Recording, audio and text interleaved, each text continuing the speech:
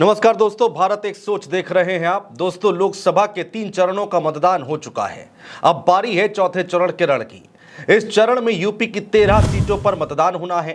अवध, तराई और central UP के 13 जिलों में होने वाले चुनाव में भाजपा और सपा के बीच में सीधी लड़ाई देखने को मिल रही है। वहीं बात मायावती की करें तो बीएसपी ने मुकाबला त्रिकोणीय बनाने की पूरी कोशिश की है। हर एक पार्टी जातीय समीकरण बैठाकर अपनी नैया पार लगाने की जुगत में लगी हुई है। साल 2019 के लोकसभा चुनाव में इन सभी 13 सीटों पर भारतीय जनता पार्टी ने ही जीत हासिल की थी। इसलिए कहा जा रहा है कि इन सीटों पर बीजेपी की साख दांव पर लगी है। यानी इन सीटों पर भारतीय जनता पार्टी के पास खोने के लिए बहुत कुछ है। चौथे चरण में शाहजहांपुर, खीरी, धौरहरा, सीतापुर, हरदोई, मिश्रिक, उन्नाव, फर्रुखाबाद, इटावा, कन्नौज, कानपुर, अकबरपुर और बहराइच सीटें शामिल हैं। साल 2014 की बात करें दोस्तों, तो इस चुनाव में कन्नौज सीट पर सपा का कब्जा था। बाकी की बची 12 सीटों पर बीजेपी ने जीत हासिल की थी। फिर आया दोस्तों साल 2019 का लोकसभा चुनाव। इस चुनाव में बीजेपी ने सभी 13 सीटों पर जीत हासिल कर ली। तो दोस्तों 13 मई को इन 13 सीटों पर मतदान होना है। लेकिन सबसे पहले हम बात करने जा रहे हैं खीरी लोकसभा सीट की। आखिर क्या है गणित इस सीट का, कौन कौन चुनावी मैदान में है और सबसे खास बात, कौन सी पार्टी किस समीकरण को बैठाकर आगे बढ़ रही है। इन सब बातों का विश्लेषण हम अपने इस वीडियो के जरिए करने जा रहे हैं। दोस्तों, जैसा कि मैंने पहले आपको बताया कि कई सीटों पर मुकाबला त्रिकोणीय होता दिखाई दे रहा है, लेकिन इस चरण में अगर सबसे ज्यादा किसी सीट पर सबकी निगाहें टिकी हैं तो वो सीट है खीरी लोकसभा सीट। इस सीट पर बीजेपी की ओर से केंद्रीय राज्य मंत्री अजय मिश्रा टेनी मैदान में हैं। वहीं समाजवादी पार्टी ने उत्कर्ष वर्मा को चुनावी मैदान में उतारा है और मायावती की बात करें तो अंशय कालरा पर भरोसा जताया गया है। वैसे तो खीरी सीट पर कुल 11 प्रत्याशियों ने अपना नामांकन दर्ज कराया है, लेकिन मेन मुकाबला बीजेपी, सपा, बसपा के बीच में देखने को मिल रहा है।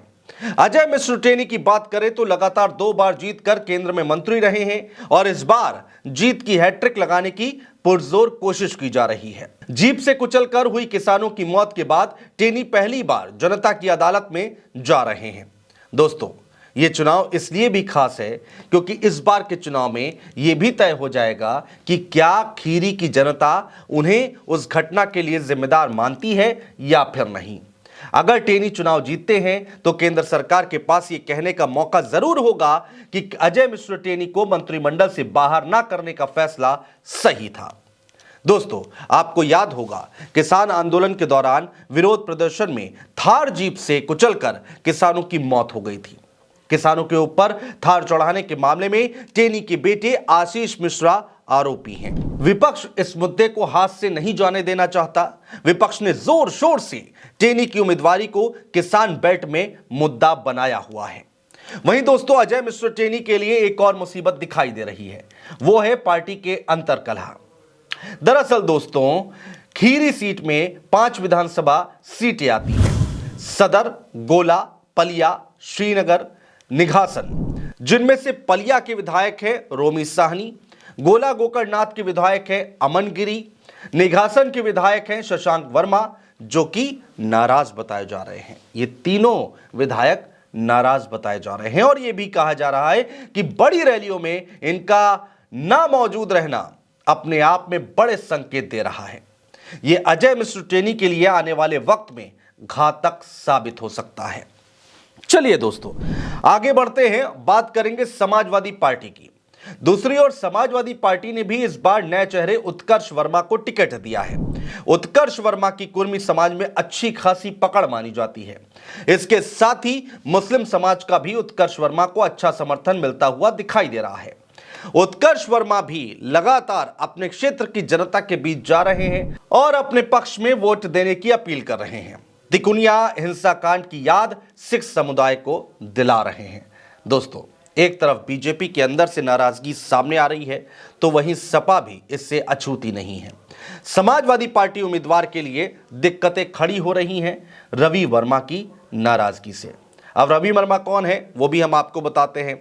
समाजवादी पार्टी के नेता रहे रवि प्रकाश वर्मा को यहां की जनता ने लगातार 3 बार संसद जाने का मौका दिया, लेकिन 2024 में रवि वर्मा अपनी बेटी पूर्वी वर्मा को टिकट दिलाने के लिए समाजवादी पार्टी छोड़कर कांग्रेस में शामिल हो गए थे।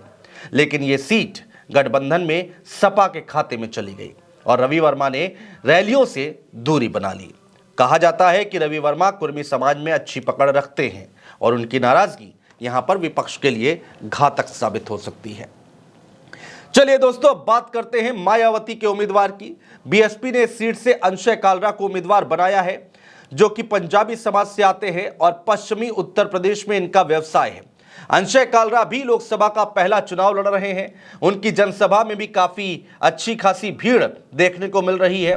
दोस्तों, पिछली बार की अगर हम बात करें, यानी कि 2019 लोकसभा की हम बात करें, तो इस सीट पर इस लोकसभा सीट पर बीएसपी का वोटर खिसक कर बीजेपी में शिफ्ट हो गया था। इस बार अंशय कालरा के सामने अपने वोट बैंक को एकजुट रखने की बड़ी चुनौती है। चलिए दोस्तों, अब जल्दी से इस सीट का जातीय समीकरण भी समझ लेते हैं। इस सीट पर लगभग 27% अनुसूचित जाति के मतदाता हैं। ओबीसी मतदाताओं की बात करें तो यहां लगभग 28% ओबीसी मतदाता निर्णायक साबित होते हैं। लगभग 20% मुस्लिम मतदाता हैं, जबकि करीब 18% सवर्ण आबादी बताई जाती है। वहीं लगभग 2.5% सिख आबादी भी है। तो तीनों पार्टियों के उम्मीदवारों के बारे में हमने आपको बताया, किसकी यहां पर ज्यादा मजबूती है, किसकी यहां पर कितनी कमजोरी है, वो हम आपको बताने की कोशिश कर रहे हैं। लेकिन देखना बहुत दिलचस्प होगा कि क्या अजय मिश्रा टेनी इस बार हैट्रिक लगा पाते हैं या फिर विपक्ष यहां पर घेराबंदी करने में कामयाब हो जाता है। 4 जून का इंतजार कीजिएगा दोस्तों, और इस पर आपकी राय और आपके विश्लेषण भी आप हम तक पहुंचा सकते हैं कमेंट बॉक्स में कमेंट करके। बहुत शुक्रिया दोस्तों।